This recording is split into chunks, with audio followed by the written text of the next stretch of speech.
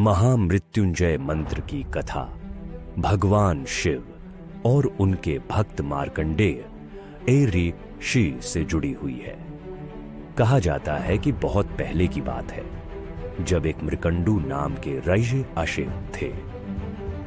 वे और उनकी पत्नी मनोरमा लंबे समय से संतान की कामना कर रहे थे। अंत में उन्होंने भगवान शिव की कठोर तपस्या की। शिव उनकी भक्ति से प्रसन्न हुए और उनके सामने प्रकट हुए। शिव ने मृकंडू से पूछा, तुम क्या चाहते हो? मृकंडू ने उत्तर दिया, हे प्रभु, मुझे एक पुत्र चाहिए। शिव ने कहा, तुम्हें दो विकल्प दिए जाते हैं। या तो तुम एक लंबे जीवन वाला मूर्ख पुत्र चाह सकते हो, या फिर एक अल्पायु परंतु बुद्धिमान और गुणवान पुत्र। मृकंडू ने दूसरा विकल्प चुना। शिव ने उन्हें आशीर्वाद दिया। कुछ समय बाद मृकंडू और मनोरमा के घर एक पुत्र का जन्म हुआ। उन्होंने उसका नाम मार्कंडेय रखा। मार्कंडेय बचपन से ही असाधारण रूप से बुद्धिमान और भक्तिमय था। वह शिव का परम भक्त बन गया। जैसे जैसे मार्कंडेय का 16वां जन्मदिन नजदीक आता गया, उसके माता पिता दुखी होने लगे। उन्होंने अपने पुत्र को सच्चाई बताई।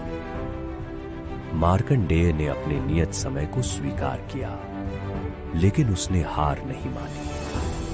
उसने शिव की ओर अधिक गहन भक्ति करने का निश्चय किया। 16वें जन्मदिन की पूर्व संध्या पर मार्कंडेय ने शिवलिंग की पूजा करनी शुरू कर दी। उसने पूरी रात जागकर शिव की आराधना की। जब मृत्यु का समय आया, यमराज स्वयं उसे लेने आए, लेकिन मार्कंडेय ने शिवलिंग को कसकर पकड़ लिया और महामृत्युंजय मंत्र का जाप करने लगा। ओम त्र्यंबकम यजामहे सुगंधिम पुष्टिवर्धनम उर्वारुकमिव बंधनान मृत्युर्मुक्षीय मामृतात्। इस मंत्र के उच्चारण से एक अद्भुत चमत्कार हुआ। शिवलिंग फट गया और स्वयं भगवान शिव प्रकट हुए। उन्होंने यमराज को रोका और मार्कंडेय को आशीर्वाद दिया।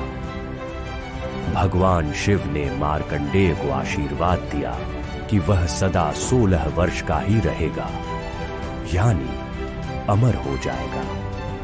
महामृत्युंजय मंत्र ने मृत्यु पर विजय पाने में मार्कंडेय की सहायता की। महामृत्युंजय मंत्र की शक्ति का एक और उदाहरण सती के पिता दक्ष प्रजापति की कहानी में मिलता है।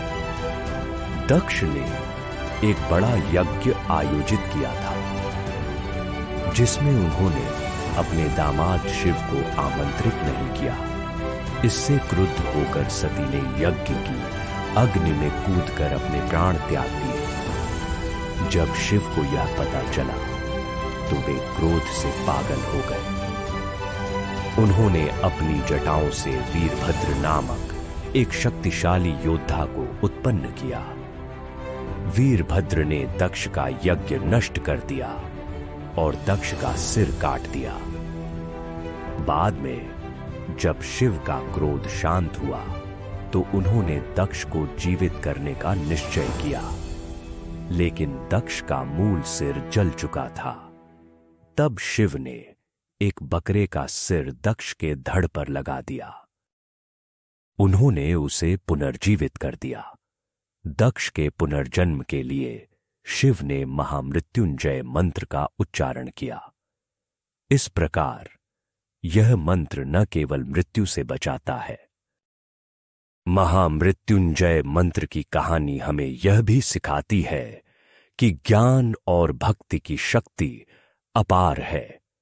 मार्कंडेय की तरह अगर हम अपने लक्ष्य के प्रति समर्पित रहें और अपने विश्वास में दृढ़ रहे, तो हम असंभव को भी संभव बना सकते हैं। महामृत्युंजय मंत्र की कथा में यह संदेश व्यक्ति को अपने संकल्प में दृढ़ता और भक्ति में परम शक्ति का ज्ञान देती है।